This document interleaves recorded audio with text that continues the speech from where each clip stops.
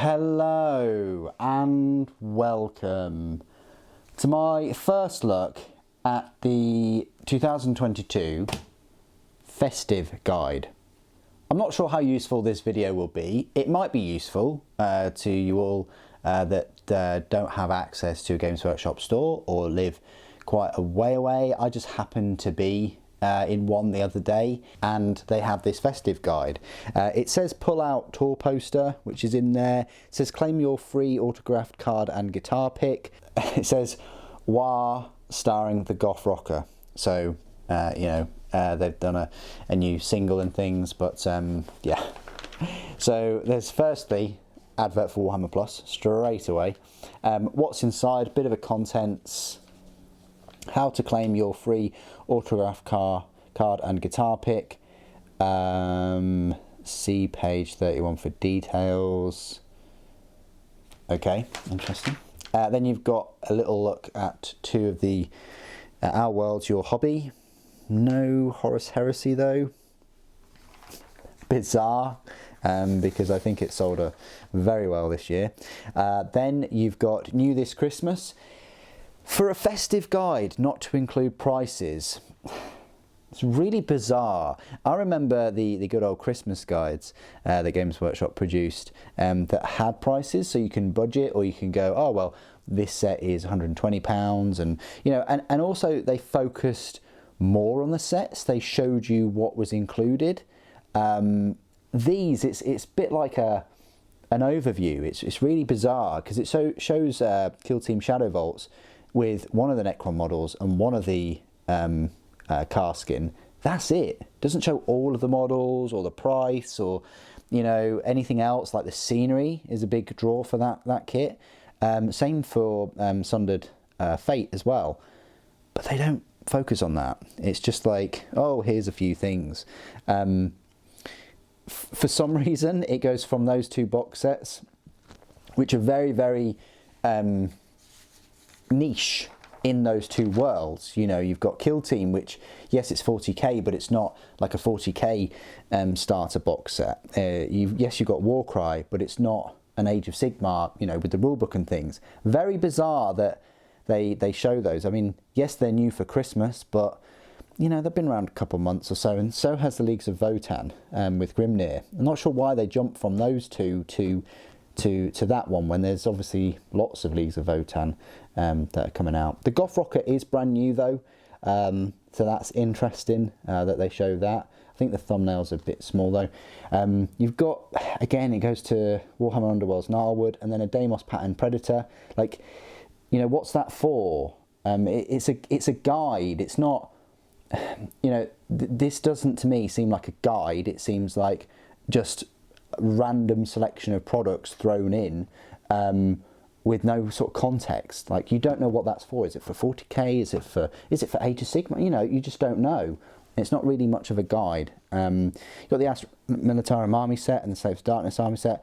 Okay, they are brand new sets, but the pictures are too small. We don't know how much they are and all this lot. I think this is probably because it's aimed maybe around the world, this magazine, whereas before we had I think the gift guides were in, I know they definitely were in euros and pounds. I don't know about the dollar though.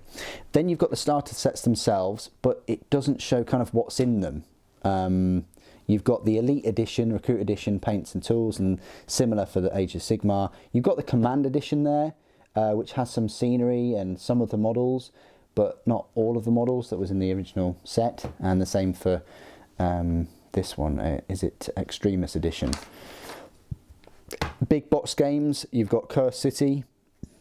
That's what I would have liked to have seen for the other box sets that they've advertised.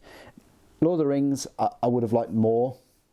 Because then they just have like a little image there of Warhammer the Horus Heresy and Underworld's starter set, but no picture of like the box or what it is.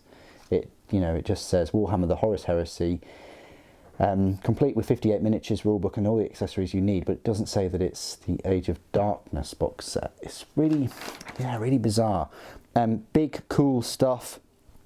You've got Archaon, model that's been around for a number of years now. The Chaos Knight Abominant is quite new for this year, and so is the Kratos Assault Tank and the Leviathan Dreadnought. Yeah, so is the Avatar actually, and the Hecaton Fortress, but you've got a couple of other minis there. But again, really bizarre how they've put this together. You've got New Year, New Army, so you've got a combat patrol for Leagues of Votann. Yeah, it shows you what's included in each one, and it has a big focus on the miniatures. It includes this number of miniatures so that you know, but then they haven't shown that, and they haven't shown all the miniatures. I mean, obviously there's miniatures on the box, but it's quite hard to see, but they've only shown like 2 of the images for each of the box sets. It's bizarre. That's bizarre that they've done that. Then there's a big push on the stocking fillers. You've got keychains, pin badges, decorative baubles, festive socks, festive stockings, and purity seals. You've got hobby accessories. There's just like, you know, loads of hobby accessories that they put there. Got to look at some of the Underworld's war bands and some of the books. Heirs of the Emperor, I don't know whether that's out yet, but it's worth getting. You've got another look at some novels there. Vengeance Sun's been out for quite a while, so is Dominion. Bloodlines is, I think, quite new. Horus Rising has obviously been around for a very long time, but that's a good book to pick up. For some reason, they've got Warhammer 40,000 above Goth Ghoul Hollow. And we know definitely that is a Warhammer novel. You've got Dagobbo's Demise, so a little extract from the book. There's your pull-out poster for the Goth Rocker. How to paint your Goth Rocker. If you pick, choose any 10 paint pots and you get 1 for free, which is still quite nice, but you know, if you're buying 10, that's going to cost you, what, £27 or so. If you're getting a 20% discount, then you're saving yourself £5. So it's still better to get the paints from third party if you can. The paints that they've used, hoping there's a video or something on there. This was a really odd kind of choose your game, start here. This is really odd that they've done this. A bit messy maybe. I don't know, like the images just seem too small. You've got, you know, board game or tabletop war game, so board game or war game. So they've split up. If it's a board game, then you've got with your friends or against. So if it's against, you've got Narwood and Blood Bowl. If it's with, it's Curse City. Big army or few elite heroes. So heroes, you've got battle axes with Warcry or bolt guns, gang warfare, Necromunda, Spec Ops, Kill Team. But with armies, then you've then got bolt guns, so you've got Age of Darkness and you know, Command Edition, or battle axes, you've got Lord of the Rings and Age of Sigmar. So it does split it all up. Of course, there are missing box games as well there, such as Adeptus Titanicus, which was hugely popular. And Aeronautica, for that matter. You've also got Festive Tour, so this is like a little mission. I would have preferred the Goth Rocker to have his rules in this, apparently. Someone in my comments said that the only way to get his rules is by paying the £7 for the White Dwarf magazine, which is a bit naughty. I think they should have put the rules in for him in the model itself, considering it's like £21. You've got 40k mission, Speakers of War. You've got Stop the Tune, and then you've got some more Detunes, and then your Warhammer store.